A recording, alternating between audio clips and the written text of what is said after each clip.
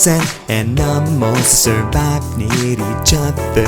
A group of organisms in their environments, an ecosystem like a tide pool, desert or Amazon rainforest. Both big and small, yet they're still all ecosystems, organisms, and environment. And communities on populations of all species in a particular area together living.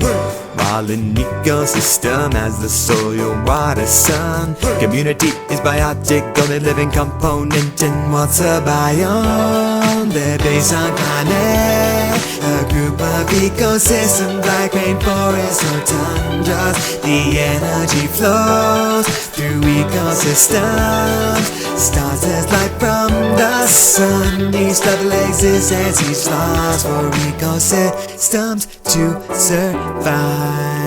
Need energy, constant supply. Energy begins as sunlight, transferred through organisms. Some lost a seed with each time. What happens to matter along it's making its way through? The matter is recycled, each atom is reused, each time assembled into new chemical structures, recycled from one organism